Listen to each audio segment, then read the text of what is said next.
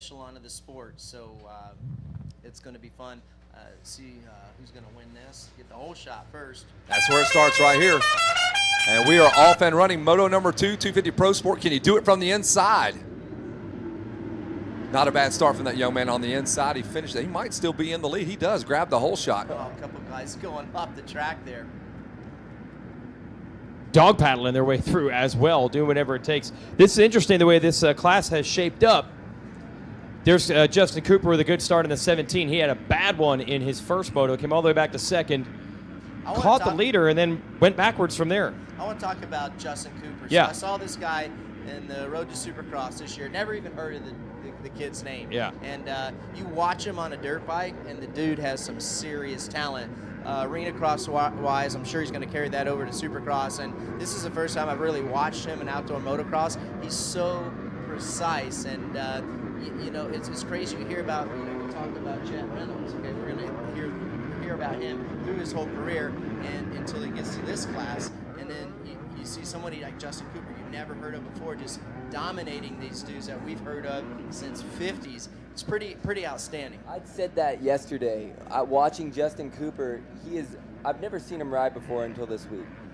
In person. I've heard of the name, and his style, he's 17 on the Yamaha, and it reminds me so much of Cooper Webb. Yep. He's really short, stout, but sturdy.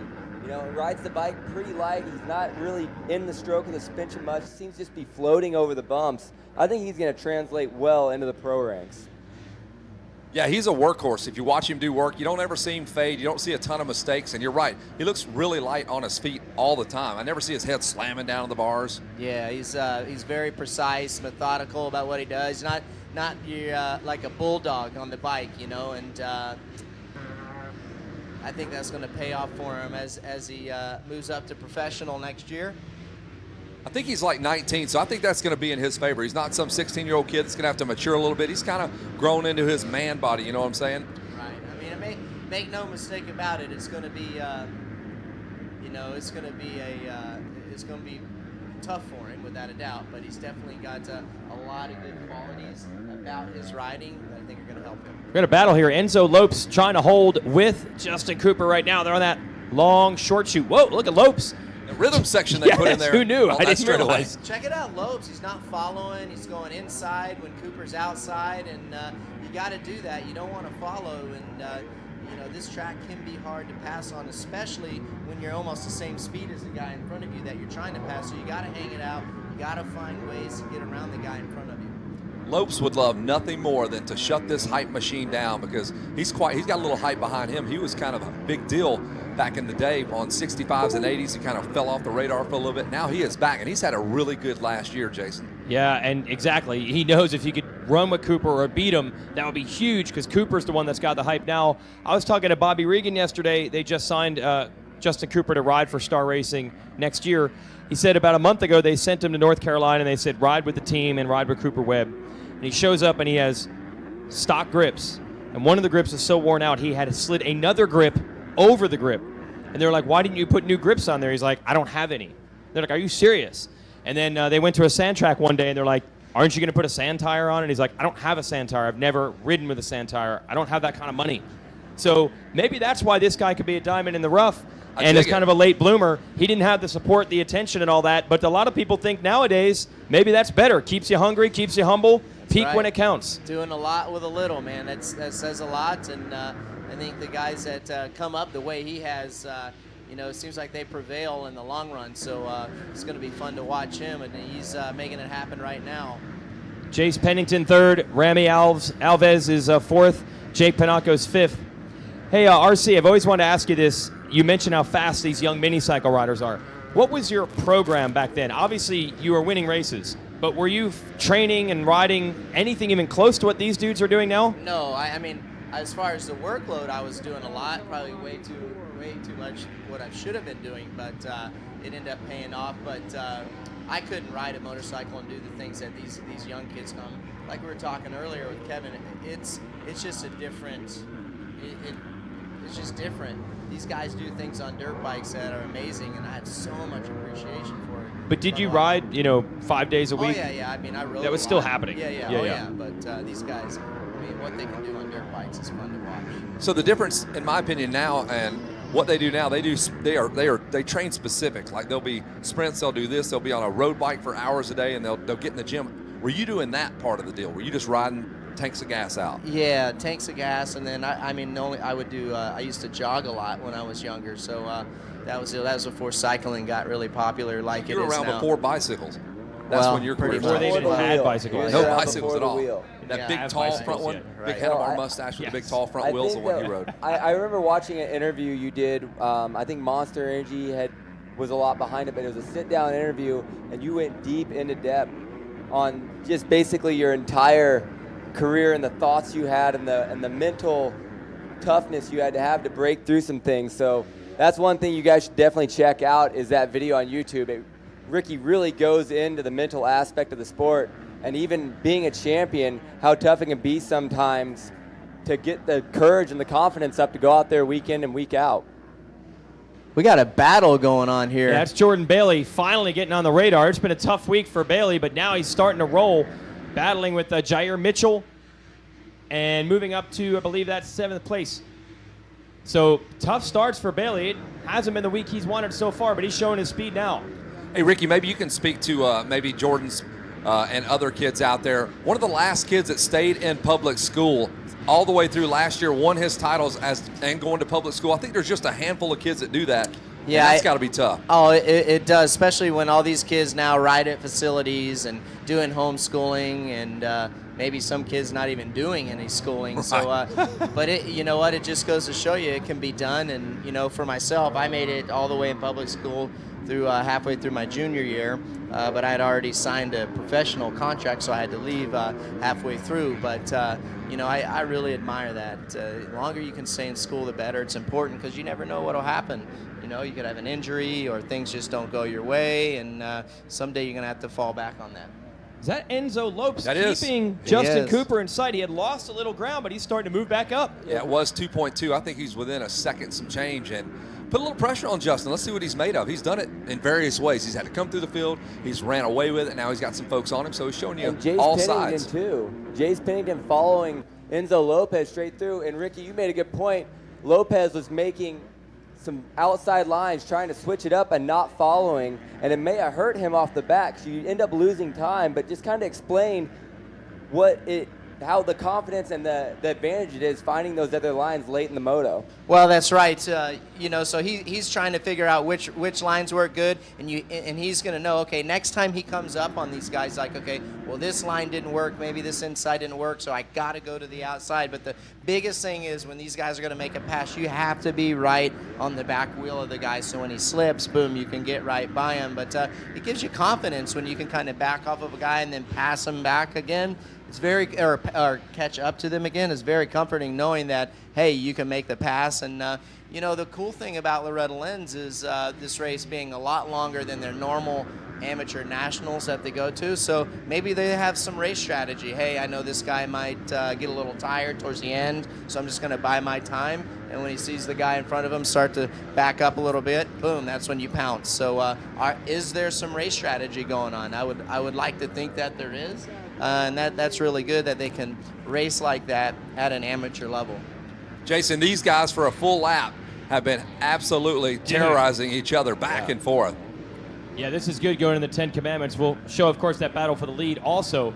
But you're looking at the 22 of Rami Alves coming through the 10 Commandments. Then right behind him, 69, Challen Tennant trying to climb into the top 10. 96 is right there, Jair Mitchell. They've gotten around him. That is a tremendous battle. And we go back up front. It's still tight. That classic Bermuda, Texas rivalry that everyone We see has it been all waiting the for. time out here. With Challen Tennant from Texas and Jair Mitchell from Bermuda, we've all been waiting for it. They've been talking about it for years, and it's finally happening.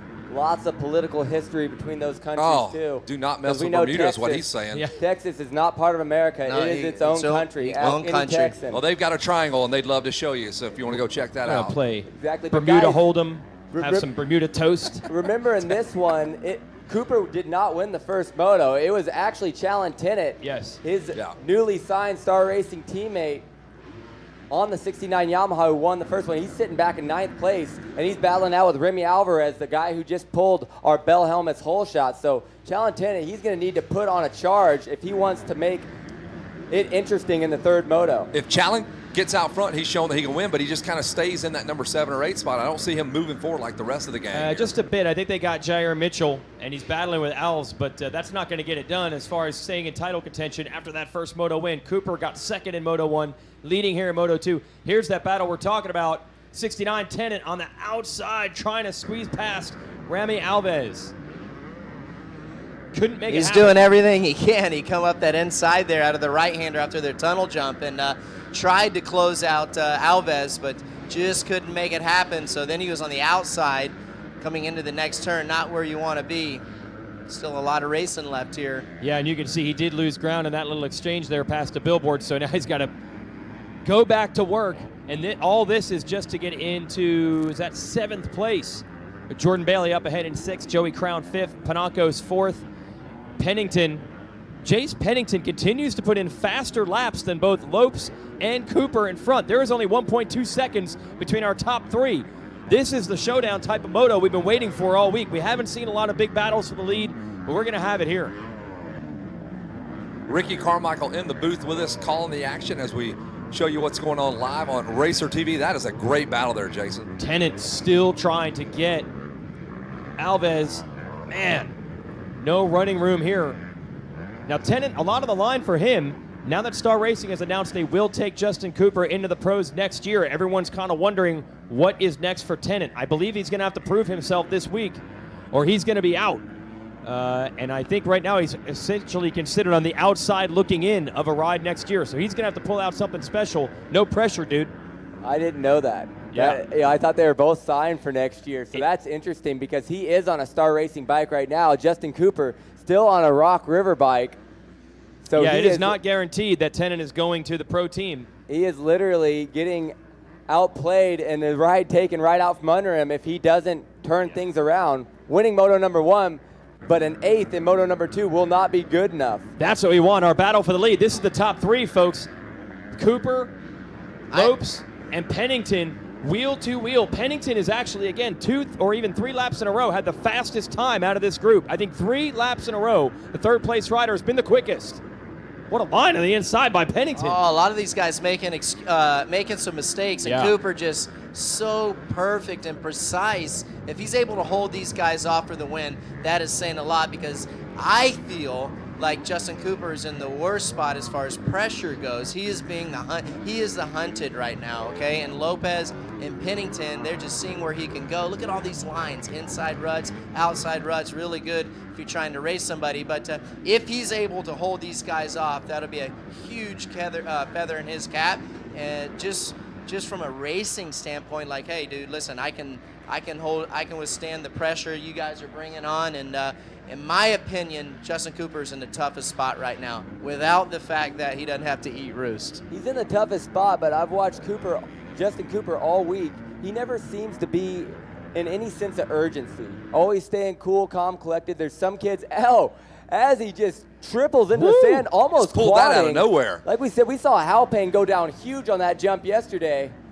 He No just problem uncorked for that Justin Cooper. out of necessity right there. He wants to get away from He this heard guy. me talking, saying he was just collected. He's like, I'm not No, collected. I'm I'm going to sending quad it. into this sand I think right he did here. hear you. Yes, he did. Because you were talking about it when he let off the gas in the corner. You called him out on it. I'm gonna show him. There is a speaker sitting right up there on that tree. He heard it. He's That's like, right. I'm uncorking this quad. I'm going to shut Albertson up in the booth.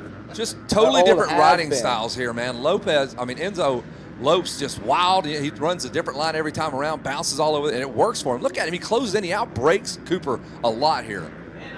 He's going for Jump it. and pulled away. He was putting the hammer down, but Lopes has responded. Absolutely. That was as close as they've been.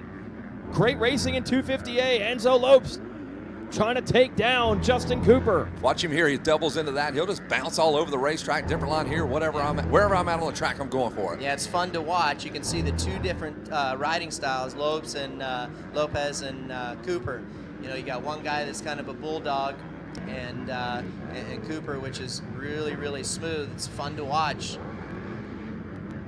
I saw the infield during the Open Pro Sport yesterday. Keep an eye on this guy. I was keeping an eye on all of them. It's just fun to watch, and you know, these are the guys we're going to be seeing in the big class next year, within the 250 class, you know, and Supercross and the outdoor motocross. So it's fun to watch them and watch how they ride. I actually think that Justin Cooper rides the 450 even better than the 250, though. He looked really smooth on that bike, a lot like that Carter Halpane. He is also a heck of a 450 guy, and it's crazy to see these young kids being able to excel on the bigger bike better, in my opinion. But Cooper obviously getting it done here on the 250 as well, but not if Enzo Lopez has anything to say about that. Let's see if he uncorks the triple again, and he does. Doesn't face into the quad, so he's got that thing dialed in now, Weege. Wow. Time running out. Lopes has done a great job keeping the heat on, but hasn't quite been close enough to show him a wheel or pull the trigger. He did only once in those turns after the billboards 1 lap ago. Let's see. The lines come together and it works for him. He's headed to the section where he's hot. This is where he closed up and almost made the pass 1 lap ago after this billboard turn as they get through the mechanics area, and he's closing again. Yeah, the 10 Commandments, I don't know why, but he seems to double all the way through and doesn't go for the triple, but he is so good at just closing right back down on Justin Cooper. He's done it at least 4 or 5 times. Thou shalt not triple. He's following all the commandments. Closes up again, yeah, but the 10 Commandments, and that did in Jace Pennington too. He tried to jump out of the inside about 2 laps ago. All the ground Pennington made up from 30 lost. 2-rider battle. Cooper makes a mistake, looks over. 2 laps to go. Let's see if Lopes can keep it close through here. He got it. He got that triple through the middle. This is as close as he's been through this section of the track. And all the while, Cooper just continues to handle the pressure. No big deal. Lopes just wants to get up there, put a wheel on him, and see what happens. Look at him close in. Good Lord. Now, Ricky, when you're in that situation and you know you're faster than somebody in a certain section of the track, what do you end up doing to try to figure out how you can stay close enough to strike when that section comes around the next lap? Yeah, you just try to be in the right line. You know, when you're leading up a few corners before that, you try to just be really, really precise so you are on that guy when it comes time to make the pass. I mean, you have to be almost picture perfect leading up, you know, the few corners before that area where you think you can make the guy, you know, make the pass. Right now, Enzo Lopez, Ricky, he's looking really good right after the finish line area as you go around the signboard. But he almost jumped the next braking bump after that one. He's just not close enough right now, though. You got to be right on these guys or it's super hard to make the pass, especially with as ruddy as it is. All right, white flag coming out this time around. It's all in now. Cooper's just picking it up. He's going for it. Look at that time. It looks like he's going for it now, scrubbing stuff and a little more. It's like Lopez maybe hit the wall, easing up a little bit here. It's still a good lap time though. Lopez with a 158.7. It's just can't match that 157.9 of Cooper. It's one of those things though. I know personally when I'm battling somebody really hard and we're getting late in the race, I want to try to make the pass on them on the 3rd to last lap, because once somebody's been leading the entire race and they see 2 laps to go, all of a sudden they turn in to being a complete wreck, making mistakes, maybe a little tired, to I can pull it together for only 2 more laps. So Justin Cooper, like we said, not any sort of sense of urgency, but these last 2 laps he has gapped out and gone away from Enzo Lopez and shut down any hopes of Enzo being able to pass him late in this race. So Justin Cooper placing 2nd in Moto number 1 behind Challen Tennant, who's running back in 9th place, is going to pick up a 1st place finish if everything goes to plan this last half a lap. And that will put him in a golden spot, Kevin, going into Moto number 3. Yeah, he just got to navigate all these, 200-300 lap riders that are out on the track right now that all seem to be directly in front of him. Good Lord. So there's Justin Cooper going to go in with a 2-1 into this 3rd and final moto if he can stay out of the dirt. And look at that. There it is. He almost got clipped. Oh, we got some we got good Lord. Is that these lappers, yeah, that clearly aren't reading the blue flags. No. I mean, there's a race going on and you're not part of it. Not at all. Move out of the way. Coop not going to go for that triple this time. Smart move, right? Very tough, though, because a 20-minute race, you don't expect to get lapped, right? Right. He's looking back there to see where Lopez is, and he's got this. One more corner, and it looks like Justin Cooper's going to take this one over the finish line. Let's see if he throws a hand in the air. Ooh, no, he takes it off. That was some work right there. Yeah. He had to go deep into the moto with sub 2-minute lap times the entire way. A 1:56.1. I'm going to have to go out on a limb and say that is the fastest lap time of the weekend. I know Justin Cooper in the first moto had set a 1:56 as well, but this is a low 1:56, a 1:56.1. And if you're getting underneath a 2-minute lap time at Loretta's, pretty good on a dirt Doing bike. it right. Hey, before we send it down to the podium, we got Ricky Carmichael again with us. And Ricky, you got something going on coming up in October. You guys are getting everybody ready for the Mini-O's? Yeah, that's right. We're going to have a little warm-up camp for the Mini-O's at the Goat Farm the week of October 23rd. Looking forward to it. It's going to be fun. Weather should be good. Temperature's going to be nice. And we always have a fun time doing that. So looking forward to having a lot of people there. And it was very successful last year, that camp was. So looking forward to it, man. Just everybody's welcome. All sizes. All 65s, sizes. big Yes. bikes, fast guys, slow guys. Yep. It doesn't matter, man.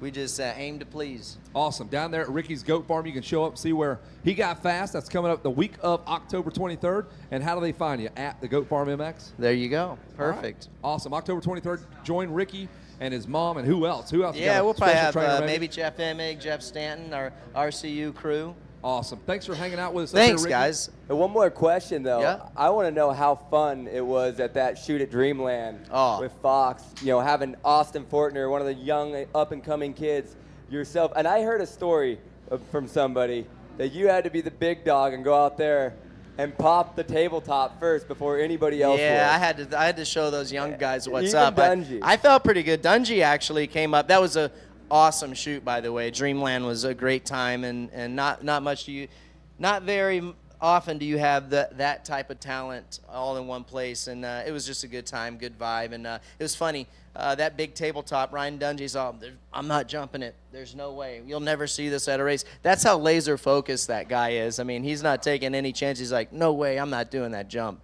So it was fun. Killer place to ride.